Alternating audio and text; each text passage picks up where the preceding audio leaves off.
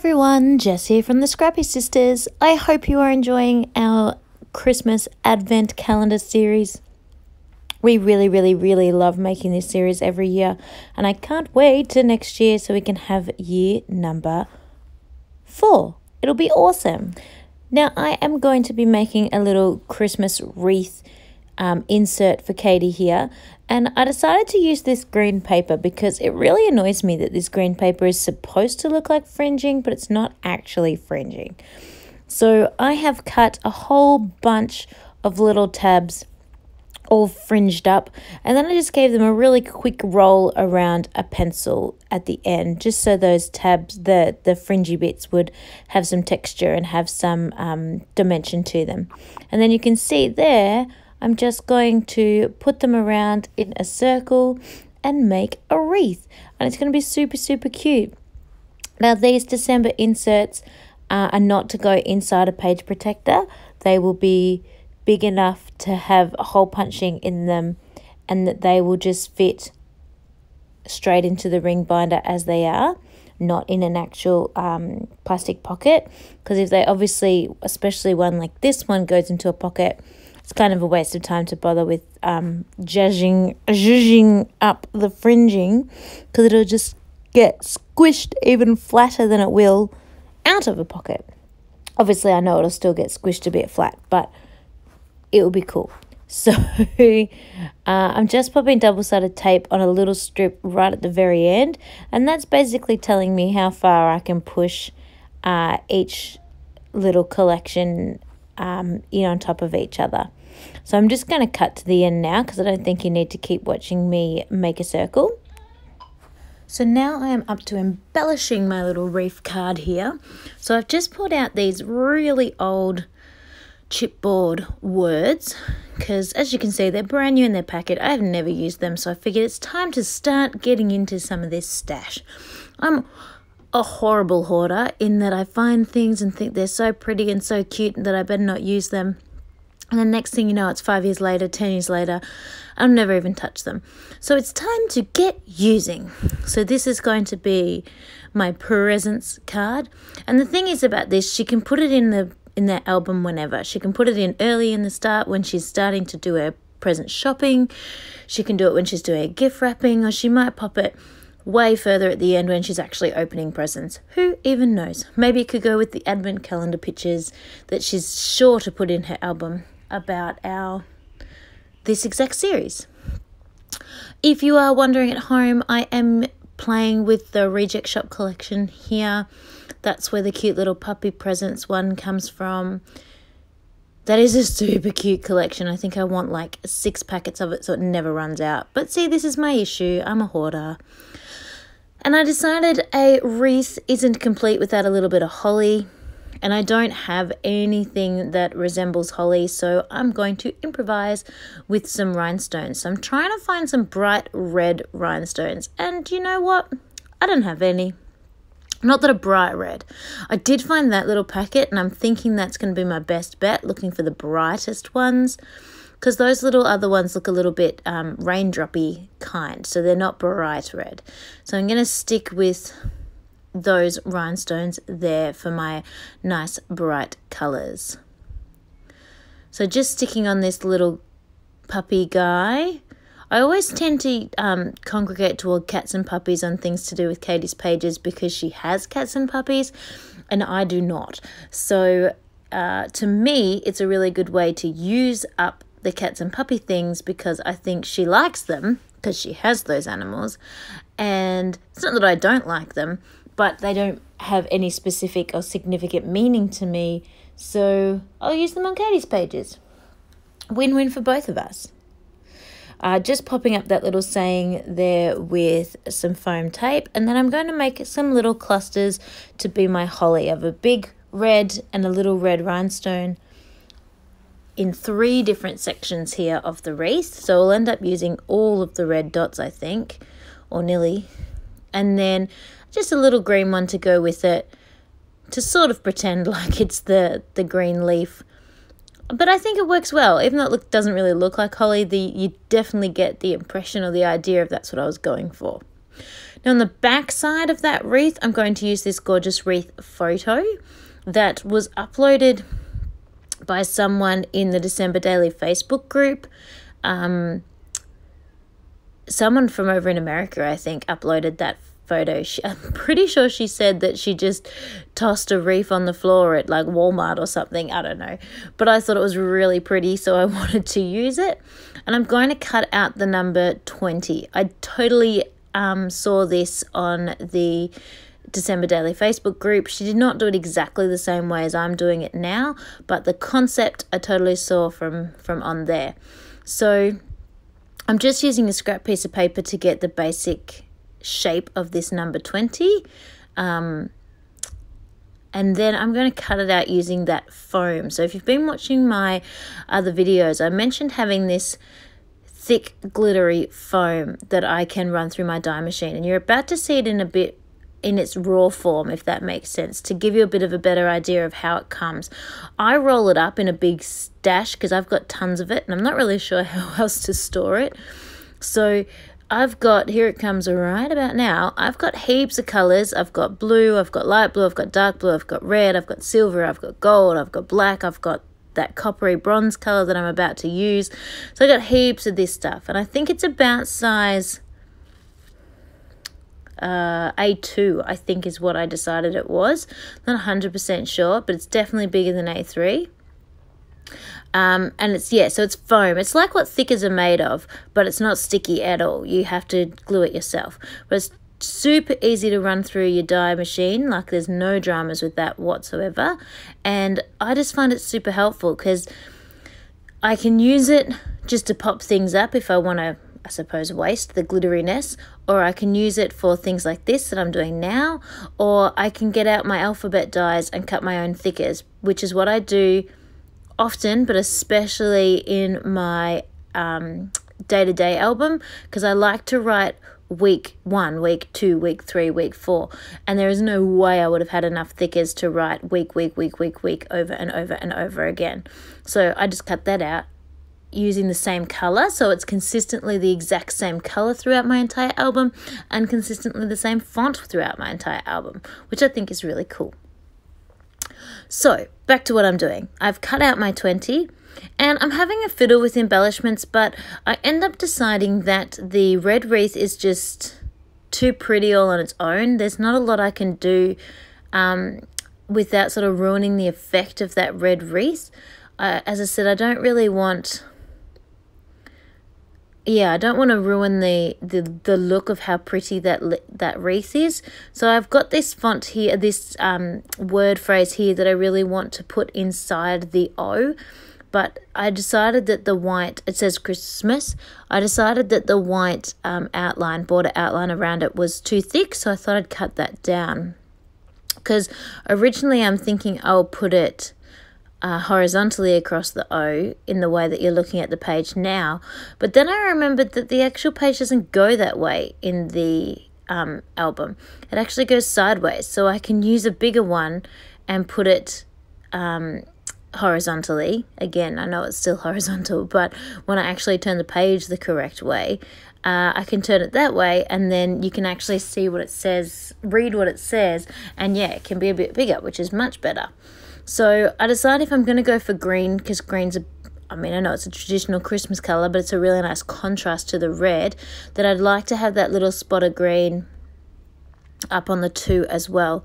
I had to play around with putting those stars around the wreath just to add a little bit of bling, but didn't love it. And then I thought about putting the red diamantes around, or maybe the green diamantes around to add a little bit of bling, but in the end I don't love any of that, so I just stick with my 2 tiny little embellishments, and I'm just popping this up on using some of the leftover foam, the scrap foam. Gosh, can't talk today. And my glue's running out. Oh, I tell you, the only thing I noticed about this December scrapbooking advent calendar is I use so many supplies, so much glue of the fiddly stuff, so much glue, so much foam, so much double-sided tape. I think it's because you make so much all in such a short amount of time to make sure it's finished in time, whereas when I'm doing my layouts, I spread it out quite a lot more. So I could have put those on. They probably wouldn't have even stood out that much, just been a little bit of a shiny, but I decided I couldn't. So I will show you those ones again at the end. Sorry, that was a really quick flash. I've moved on to number 3 now, and this is more like a traditional scrapbook page. So I'm just having a fiddle with placement and what I want to do.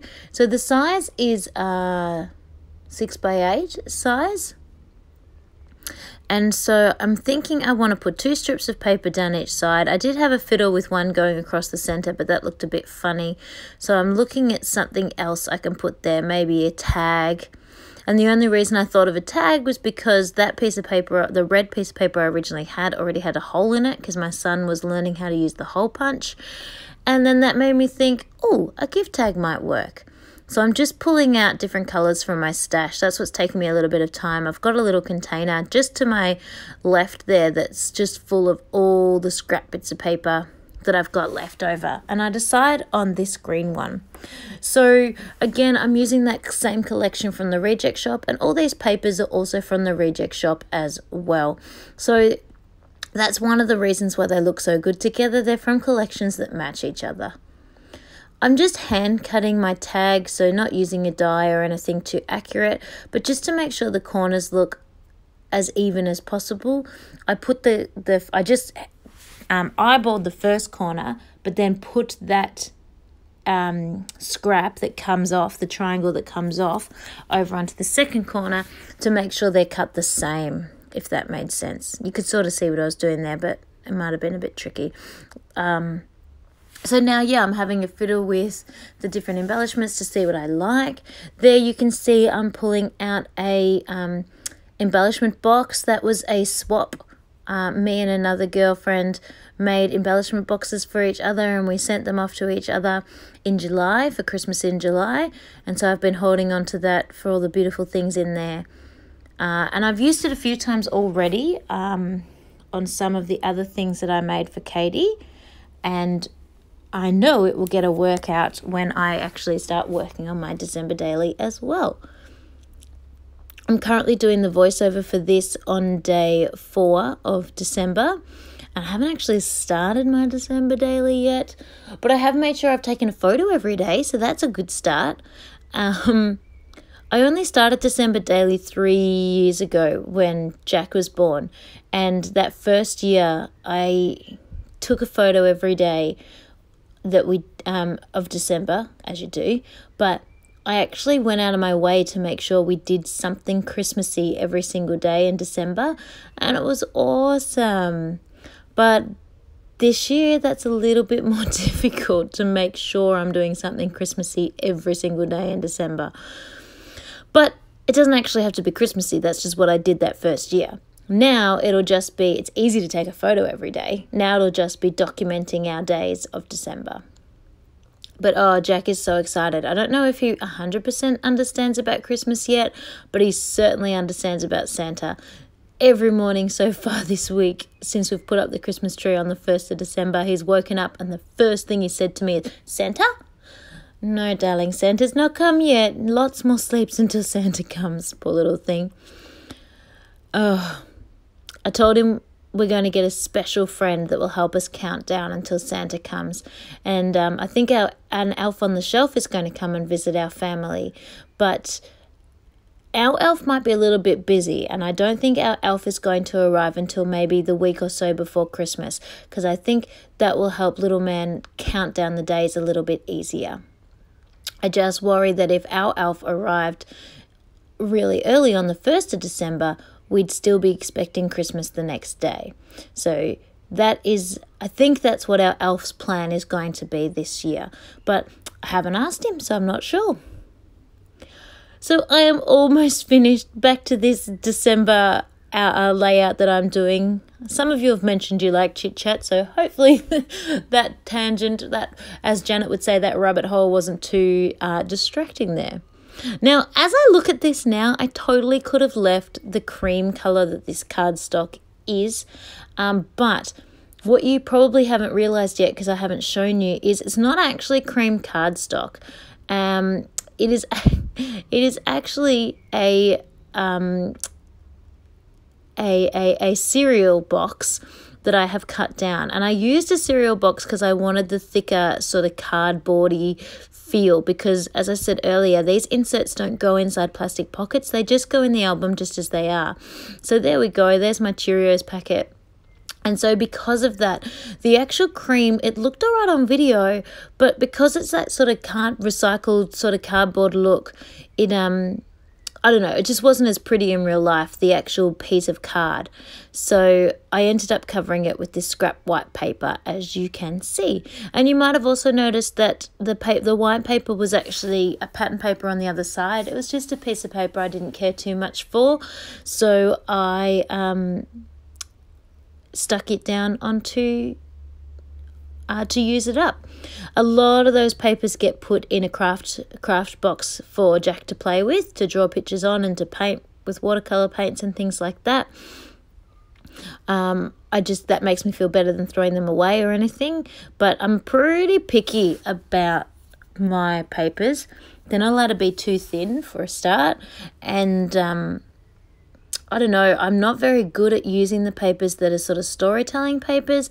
I just like more, I don't know, basic generic patterns, I think. So, anyway, gluing on all of these. Sorry about the sudden lighting change and the dreadful shadow that's now on the page there, but I figured it was better to be able to see slightly better than to have to end up getting darker and darker and darker. So sticking down these strips of paper with double-sided tape. Now, I should warn you in advance. Unfortunately, this is the last one in the video. I end up doing 6 of these inserts. Well, technically it's 3 inserts, but they're double-sided. But for some reason, well, I know the first reason. The first reason is Katie rang me I record on my mobile phone, and I didn't realize I had it on silent when I was recording, and I didn't realize that Katie had rung me. And ringing someone turns off the video recording. And so I didn't know that until I stood up to check. So a whole bunch of my footage isn't there. And then there is one more that I could show you, and I did originally include it in this video, but the lighting's even worse than it is now. I'm like working half off my desk, so there's like an inch or so at the bottom of the page that's not included in the video, and I think it's just dreadful viewing, so I ended up cutting it out. And also, this video is getting long enough as it is. So here is the process on how I made 3 of these, but I'll also have the close-ups of the other 3 as well, and some photos at the end. So hopefully that's okay. If it's not okay, sorry, I've already done it. Oh dear. Yeah, that's it for that, really. Can't take it back, so moving on. Tag upon tag upon tag on this one. So how did I do this? So last year I did inserts like this, and if anyone buys the 6x8 Stampin' Up plastic pockets, they come with a piece of cardboard inside their packaging just to help keep the pockets flat and in shape, I suppose, when they're being sent.